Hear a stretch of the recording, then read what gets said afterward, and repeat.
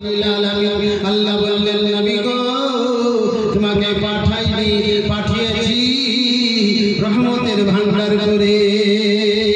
ওগো নবী তোমাকে রহমতের ভান্ডার করে পাঠিয়েছি। আল্লাহু আকবার। নবী আমার মিরাজ শরীফে যখন গেলেন আল্লাহর দরবারে গিয়ে আল্লাহর সঙ্গে দিদার করলেন। দিদার করার পর নবী এবারে জান্নাত দেখতে গেলেন। জান্নাত দেখতে গিয়ে দেখেন জান্নাতে অনেকগুলা কুরসি রাখা রয়েছে, অনেকগুলা আসন রাখা হয়েছে। সে আসনগুলা এত সুসজ্জিত, এত সুন্দর করে সাজিয়ে রেখেছে। নবী বলে এই সমস্ত আসনগুলা কাদের জন্য? আল্লাহ বলে নবী গো ওই আসনগুলা হলো আদম আলাইহিস সালাম থেকে নিয়ে ঈসা নবী পর্যন্ত যত নবী আছে সমস্ত নবীদের জন্য। আল্লাহ নবী কোনো প্রশ্ন করলেন না, আল্লাহকে কোনো কথা বললেন না।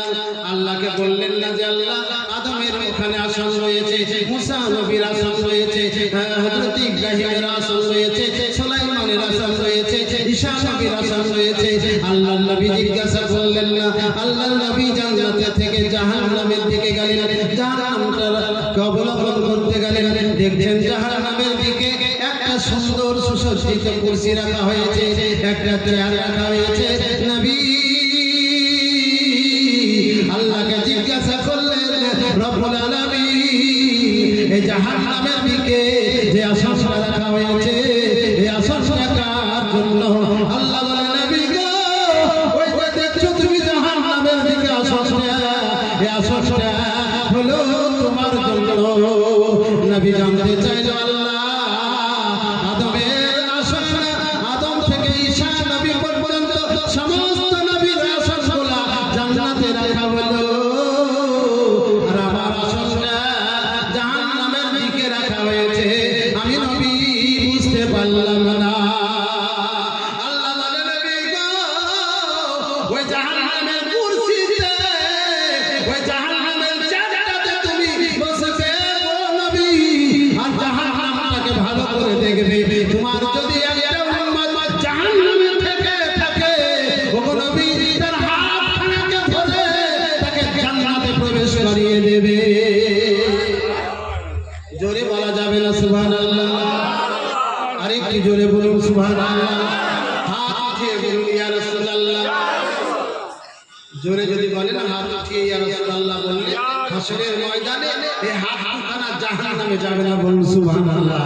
নবীর ভালোবাসায় ভক্তিতে জোরে বলুন ইয়া রাসূলুল্লাহ। বিরাদরানে ইসলাম, এ ছিলেন আমার নবী যাকে আমাকে যে সাবজেক্ট দেওয়া হয়েছে আসুন আল্লাহু আকবার। আল্লাহ নবী সাল্লাল্লাহু আলাইহি সাল্লাম আল্লাহ পাক রাহমাতুল লিল আলামিন করে পাঠিয়েছেন। বাবা চারজন নবীকে আল্লাহ গুণবাচক নবী বলে ঘোষণা করেছেন। একজন নবী হলেন হযরতে মুসা আলাইহিস সালাম, একজন নবী হলেন হযরতে দাউদ আলাইহিস সালাম, একজন নবী হলেন হযরতে ঈসা নবী আলাইহিস সালাম, আর একজন নবী হলেন হযরতে আখিরুজ জামান নবী মুহাম্মদুর রাসূলুল্লাহ। এই চারজন নবীকে আল্লাহ গুণবাচক নবী বলে ঘোষণা করেছেন। এই চারজন নবীর উপরে আল্লাহ কিতাব নাযিল করেছেন। হযরতে মুসা আলাইহিস সালামের উপরে তাওরাত নাযিল করেছেন। হযরতে দাউদ আলাইহিস সালামের উপরে জবুর নাযিল করেছেন। হযরতে আপনারা ঈসা আলাইহিস সালামের উপরে ইনজিল নাযিল করেছেন। ও আমার আপনার নবীর উপরে আল্লাহ কোরআন পাক নাযিল করেছেন। আল্লাহ পাক রব্বুল আলামিন এই চারখানা কিতাব চারজন নবীর উপরে নাযিল করেছেন। কিন্তু তাওরাত, জবুর, ইনজিল এই তিনখানা কিতাবকে আল্লাহ পাক এই তিনখানা কিতাবের হেডলাইনগুলোকে একত্রিত করে আল্লাহ কোরআনের মধ্যে তুলে দিয়েছেন। কারণ কোরআনের গ্যারান্টি আল্লাহ পাক নিয়েছে। কোরআনের গ্যারান্টি আল্লাহ নিয়েছে। বিরাদরানে ইসলাম মানুষের দায়িত্বে নাই। কোরআন এমন একটা কিতাব যে কিতাবে আল্লাহ রাব্বুল আলামিন লিখে দিয়েছেন। এই কিতাবে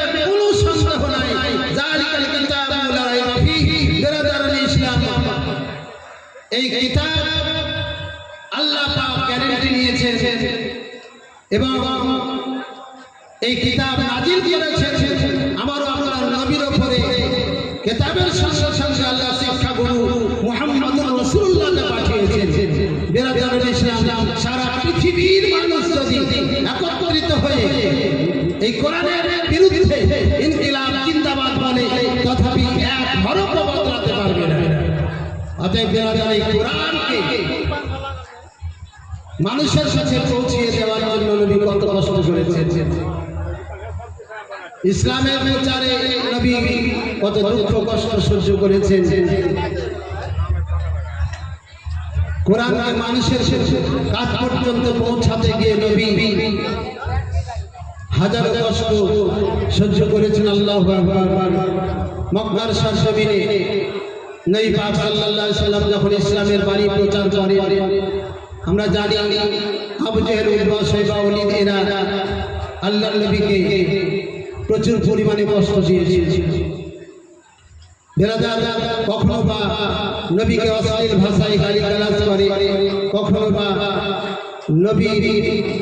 নবীকে সাজদারত অবস্থায় উটনির উঝরি চাপিয়ে দেয়, কখনো বা ধারালো পাথর মেরে নবীর শরীরকে রক্তাক্ত করে দেয়। বেরাদার ইসলাম, কখনো বা নবীর চলা রাস্তায় কাঁটা বিছিয়ে দেয়। সব কিছু সহ্য করে নবী ইসলামের প্রচার চালিয়ে গেছেন। ইসলামের প্রচারে কখনোই উনি দ্বিধা করেননি বা ইসলাম প্রচার বন্ধ করেননি। শত কষ্ট সহ্য করে দিন বা দিন ইসলাম অগ্রগতির দিকে এগিয়ে চলেছে। আল্লাহর নবীকে যেই দেখতো সেই কলমা পড়ে নিত। আবু জেহেল, উতবা, শাইবা, ওয়ালিদ, সুফিয়ান এরা চিন্তায় পড়ে গেল। এত কষ্ট দেওয়ার পরে, এত দুঃখ দেওয়ার পরে, এত শাস্তি দেওয়ার পরে মুহাম্মদ সাল্লাল্লাহু আলাইহি সাল্লাম ইসলামের প্রচার থেকে বিরত হচ্ছে না। আবু জেহেল চিন্তায় চিন্তিত, উতবা চিন্তায় চিন্তিত, কি করা যায়, কিভাবে মুহাম্মদকে ইসলাম থেকে বিরত করা যায়। এই চিন্তায় চিন্তিত হয়ে আবু জেহেল প্রচার করলো, এলান করলো যে শোনো, একটা আমাদের পার্সোনাল মিটিং করতে হবে, মিছিল করতে হবে। কোথায় করতে হবে? দারুন নাদওয়াতে। অতএব সমস্ত গোত্রের লোককে ডাকলো দারুন নাদওয়াতে। ডাকার পরে বাইরে পরাক্রান্তি ভাবে পাহারা দিল। পাহারা দেওয়ার পরে ভিতরে তারা গুপ্ত মিটিং করলো। কেউ বলে মুহাম্মদকে মদিনা শহর থেকে বের করে দেওয়া হোক, ইয়াসরিব থেকে বের করে দেওয়া হোক। কেউ বা বলে নবীকে পা হাত পা বেঁধে বন্দী করে রাখা হোক। কেউ বা বলে নবীকে কতল করে দেওয়া হোক। নিজের নিজের মতামত তারা সবাই প্রকাশ করলো, কিন্তু তাদের শেষের বেলায় চূড়ান্ত সিদ্ধান্ত হলো যে মুহাম্মদকে এমন একটা কাজ করতে হবে যেন সে এ পৃথিবীতে আর বেঁচে না থাকে। যেই ঘরে মুহাম্মদ শুয়ে থাকে ওই ঘরে প্রত্যেক গোত্রের একটা করে মানুষ একখান করে তরবারি নিয়ে যাবে, আর ওই ঘরের চারিপাশে দাঁড়িয়ে যাবে। যখন ফজরের বেলায় মুহাম্মদ কাবা বাইতুল্লাহতে যায়, তখন তাকে ওই অবস্থাতেই কতল করে দিতে হবে। সমস্ত গোত্রের লোককে নিলে কোনো ঝামেলা হবে না, মুহাম্মদকে কতল করলে কেউ প্রশ্ন করবে না। যার জন্য প্রত্যেক গোত্রের একজন করে থাকতে হবে। চূড়ান্ত সিদ্ধান্ত নেওয়ার পরে বেরাদারান ইসলাম তারা তিন ধার্য করলো। এরা ভাবছে এই গুপ্ত রহস্য কেউ জানবে না, এই গুপ্ত ভেদ কেউ জানতে পারবে না। কিন্তু আল্লাহ যার বন্ধু, আল্লাহ যারে ভালোবাসে, তার এই গুপ্ত রহস্য জ্ঞান লুকিয়ে থাকে। একদিন আল্লাহ ডাক দিয়ে বলে, মুহাম্মদ গো, ও আমার হাবিব, তুমি মক্কা ছেড়ে দাও, মক্কা ছেড়ে ইয়াসরিবে চলে যাও। আল্লাহর নবীকে যখন আল্লাহ এই দিয়ে বললেন, এই হুকুম দিলেন, নবী বলেন, আল্লাহ গো, ওই ইয়াসরিব শহরটার নাম যখন আমার মনে আসে, ওই ইয়াসরিবের কথা যখন মনে হয়, মনে বড় দুঃখ হয়। আল্লাহ গো, মনে বড় কষ্ট হয়। কারণ ওই ইয়াসরিব শহর আমার কাছ থেকে আমার মাকে কেড়ে নিয়েছে।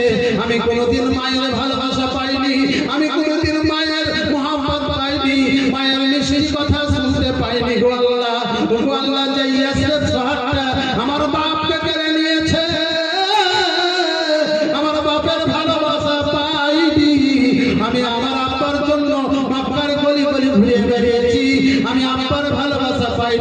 জঙ্গলে পাহাড়ের উপরে গিয়ে আব্বা আব্বা বলে ডাক দিয়েছি, আব্বার সারা পাইনি। আল্লাহ পাক ইয়াসরিফের শহরের নামটা যেন আমার মনে বড় দুঃখিত। আল্লাহ অর্ডার দেয় নবী গো, যে ইয়াসরিফ তোমার মাকে কেড়ে নিয়েছে, তোমার বাপকে কেড়ে নিয়েছে, সেই ইয়াসরিফকে আমি আল্লাহ পৃথিবীর জমিনের মধ্যে সবচাইতে আপন করে দিয়েছি, সবচাইতে তোমার আপন করে দিয়েছি। ওর চাইতে উত্তম দেশ আর হবে না, যার নাম হবে মদিনাতুল মুনাওয়ারা। জোরে বলা যাবে না সুবহানাল্লাহ? ভাইরা আমার, মদিনা কার নাম? মদিনা কাকে বলে? আল্লাহু আকবার। একবার সুলাইমান আলাইহিস সালাম তখতের একটা আসন বানালেন, আর তখতের আসন করে জিনেদের উপরে ভর করে এটাই উনি নিয়ত করলেন যে সারা পৃথিবীটা ভ্রমণ করব, কাজ করব। অতএব সুলাইমান আলাইহিস সালামের সেই জামানার উলামায়ে দ্বীন এবং আম্বিয়ায়ে কেরামগণ সঙ্গে ছিলেন, আর ওই তখতের আসন বানিয়ে সারা পৃথিবী কাজ করতে লাগলেন, ঘুরতে লাগলেন।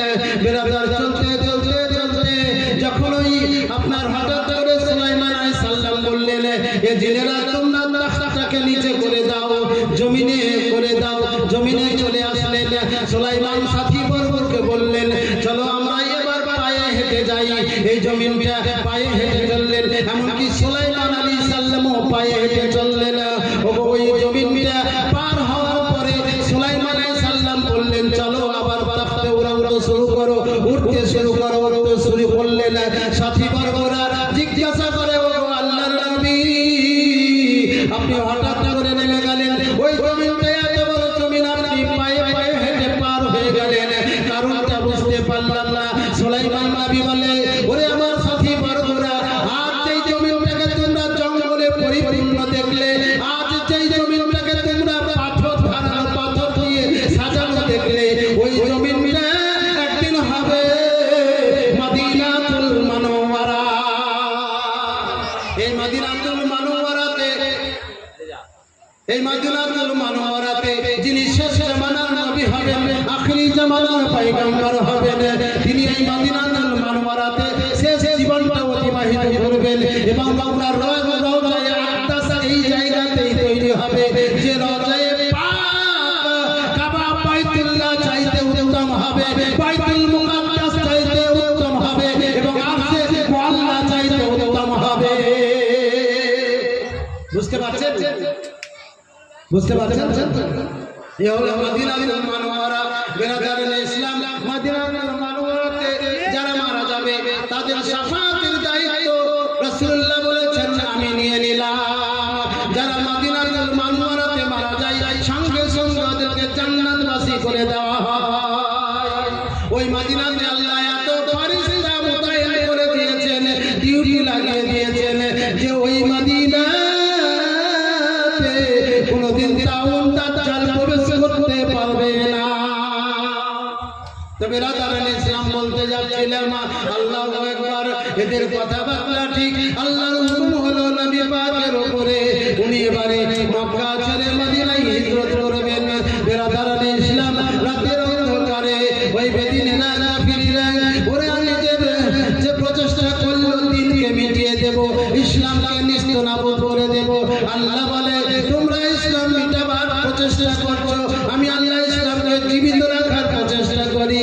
অতএব বেরাদার, রাতের অন্ধকারে ওই কাফিররা প্রত্যেক গোত্রের সবাই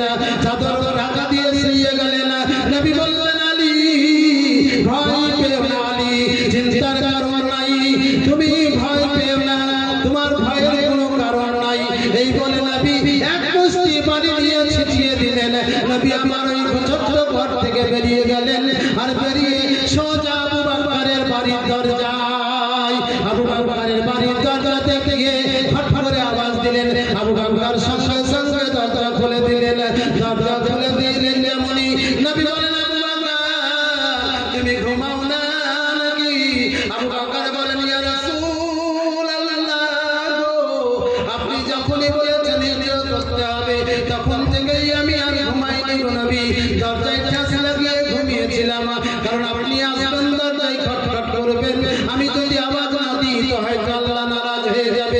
এ হলো প্রেম বা ভালোবাসা। হযরত আবু বকর কিছু খেজুর নিলেন আর পানি নিলেন, ছাতু নিলেন, বেঁধে দিয়ে আল্লাহর নবীর ডাকে আল্লাহর নবীর সঙ্গে রওনা দিলেন। বিরাদর ইসলাম, আবু বকর আল্লাহর নবীর রাতের অন্ধকারে চলেছেন আপনার মদিনাভিমুখী। আল্লাহু আকবার। ধারালো পাথরে আল্লাহর নবীর পা কেটে গেছে, রক্তাক্ত হয়ে গেছে। আবু বকর বলে, ইয়া রাসূলুল্লাহ, নবী গো, আপনার পা কেটে গেছে গো নবী, ও নবী, আপনি আমার শ্বশুর হয় না, অতএব নবী গো, আপনি আমার কাঁধের উপরে চেপে যান। আবু বকর আপনাকে কাঁধে করে নিয়ে নি।